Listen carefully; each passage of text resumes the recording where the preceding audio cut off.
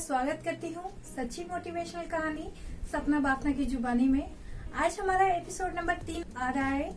आज का जो हमारा टॉपिक है वो थोड़ा इंटरेस्टिंग साउंड कर रहा होगा कि अगर आपको सूर्य की तरह रोशन होना है तो उसकी तरह जलना सीखना होगा। जी हाँ, ये कहानी एक ऐसे शख्स की है जिन्होंने बचपन में गरीबी से अपना जीवन व्यतीत किया है और जवानी तक इन्होंने वो पद हासिल किया है जो एक आम इंसान कभी हासिल करने की सोच भी नहीं पाता है। इन्होंने अपने जीवन में कई सारी चुनौतियों का सामना करते हुए एक प्रेसिडेंट का पद हासिल किया, एक साइंटिस्ट का पद हासिल किया। इन्होंने काफी सारी चुनौतियों का सामना किया है। जी हाँ, अगर आप सोच रहे हैं मैं एपीजे अब्दुल कलाम जी की बात कर रही हूँ तो आप बिल्कुल सही सोच रहे हैं। तो आइए हम शुरू करते हैं। अवीक पाकी जैनामुद्दीन अब्दुल कलाम, इनका जन्म हुआ था रामेश्वरम में। इनके पिताजी का नाम है जैनामुद्दीन कलाम जी। इनका जो कह सकते हैं व्यवसाय था, एक नौका थी और ये एक मस्जिद के इमाम भी रह चुके हैं।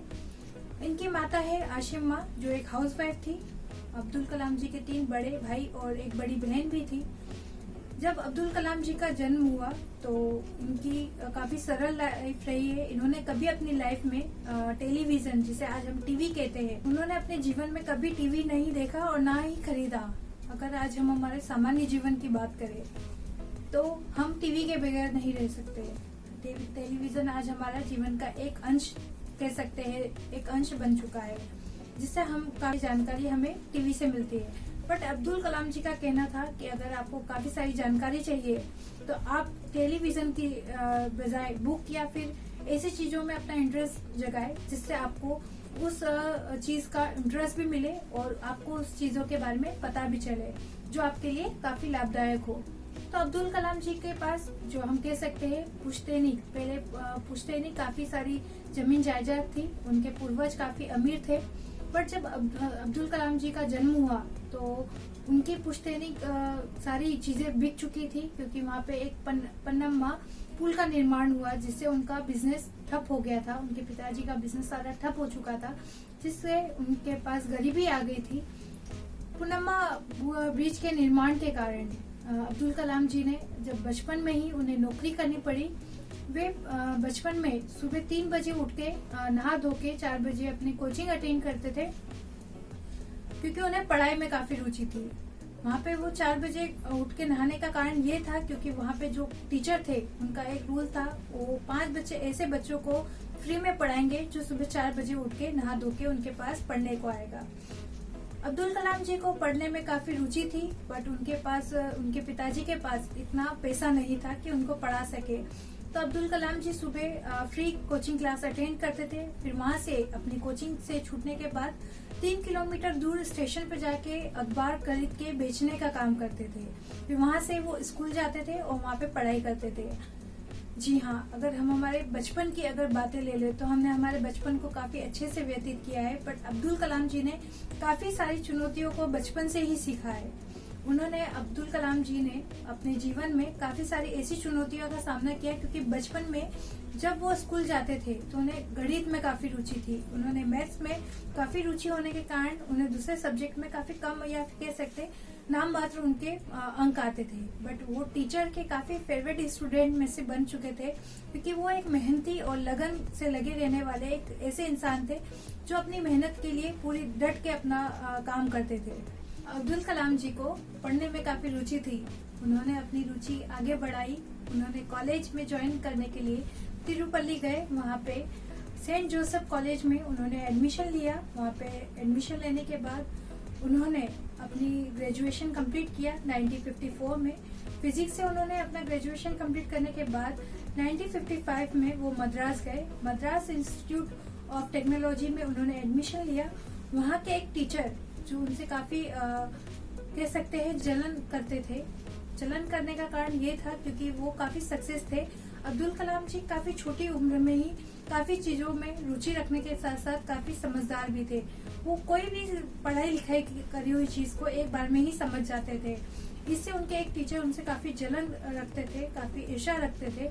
उन्होंने अब्दुल कलाम जी को अपने केबिन में बुलाया। टीचर ने कहा कि अगर आपको अपनी स्कॉलरशिप रखनी है, इस कॉलेज में आगे पढ़ाई करनी है तो आपको 3 दिन में ये प्रोजेक्ट कंप्लीट करना होगा। अब्दुल कलाम जी समझ गए थे कि ये आज उनकी एग्जाम का टाइम है, उनका परीक्षा है जीवन के साथ। वो समझ गए थे कि अगर मुझे सूर्य की तरह चमकना है तो मुझे सूर्य की तरह जलना भी होगा। उन्होंने अपना काम को एक्सेप्ट किया और उन्होंने प्रोजेक्ट में लग गए। वो प्रोजेक्ट उन्होंने 2.5 दिन में कंप्लीट किया और 2.5 दिन में कंप्लीट करने के बाद उन्होंने समझ गए थे कि अगर ये प्रोजेक्ट मैं सीधा अपने टीचर के पास लेके जाऊंगा तो वो इसको भी इनकार कर देंगे और मेरी स्कॉलरशिप छीन लेंगे। तो उन्होंने एक उपाय निकाला। उन्होंने अपना प्रोजेक्ट पूरे कॉलेज में शेयर किया, सभी के साथ बताया। सभी कॉलेज में जितने भी विद्यार्थी थे उन्हें ये प्रोजेक्ट काफी अच्छा लगा। उन्होंने ऐसा प्रोजेक्ट कभी अपने जीवन में नहीं देखा था। फिर वो अपना प्रोजेक्ट लेकर टीचर के पास गए। टीचर समझ गए थे कि अगर मैंने इस समय इन्हें ना कहा तो पूरा कॉलेज मुझे कहीं ना कहीं बेवकूफ समझेगा, मुझे पसंद नहीं करेगा। तो उन्होंने यहाँ पे अपना चैलेंज में खड़े उतरे। अब्दुल कलाम जी के जीवन में ऐसी काफी सारी चीजें थी जिन्होंने उनका सामना करके उसमें जीत हासिल करी है। अब्दुल कलाम जी अपने जीवन में इंडियन फोर्स में ज्वाइन होना चाहते थे। इंडियन फोर्स में ज्वाइन होने के लिए उन्होंने अपनी पढ़ाई में काफी रुचि रखने के बावजूद 9th रैंक पे आए, बट किस्मत ने उनका वहाँ भी साथ नहीं दिया। उनके 9th रैंक पे आने के बाद भी उनका इंडियन फोर्स में सिलेक्शन नहीं हुआ, क्योंकि वहाँ पे 8 सीट्स खाली थी, 8 ही लोगों की भर्ती करनी थी, बट वहाँ पे 8 रैंक तक की ही जगह वहाँ पे खाली थी। वहाँ पे किस्मत में साथ नहीं देने के कारण अब्दुल कलाम जी हार नहीं माने और वो आगे बढ़े। जब अब्दुल कलाम जी एक साइंटिस्ट के रूप में मद्रास इंस्टीट्यूट टेक्नोलॉजी से जुड़े और स्टडी में उन्होंने 1960 में कंप्लीट किया।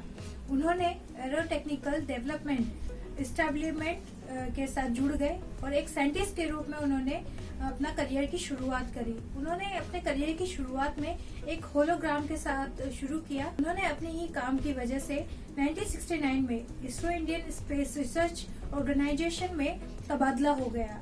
इसरो में वो पहले इंडियन के सैटेलाइट लॉन्च व्हीकल बने, जिन्हें SLV-3 में पहले सैटेलाइट प्रोजेक्टर डायरेक्टर थे, जिसमें रोहिणी सैटेलाइट को धरती के ऑर्बिट में रखना था।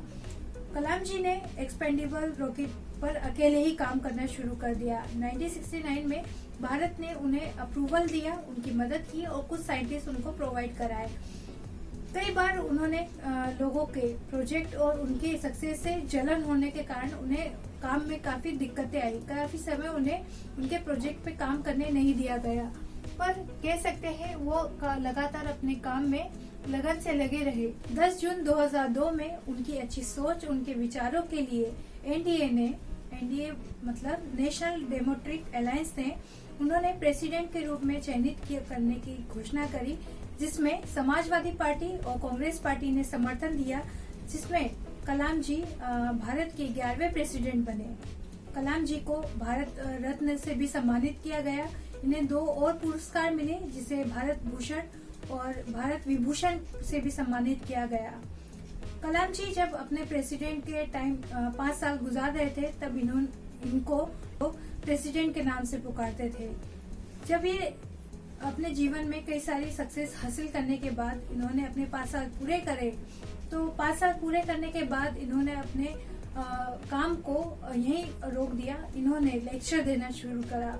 इन्होंने कई सारी बुकें लिखी है, कई सारे ऐसे चीजें कई सारे कॉलेज में अपने टॉपिक के साथ लोगों के साथ शेयर करा है, जिसमें लोगों को काफी सहायता मिली है, काफी सपोर्ट मिला है। अब्दुल कलाम जी एक लेक्चर के लिए शिलोंग गए। वहाँ पे शिलोंग में उनका जो टॉपिक था जिसपे उन्हें लेक्चर देना था, क्रिएटिंग लाइवेबल प्लेनेट अर्थ, उन्होंने वहाँ लेक्चर देने के लिए ऑडिटोरियम की तरफ रुख किया। जब वो ऑडिटोरियम जा रहे थे तो सीढ़ियों के बीच उन्हें थोड़ा सा चक्कर महसूस हुआ, थोड़ी सी थकावट महसूस हुई।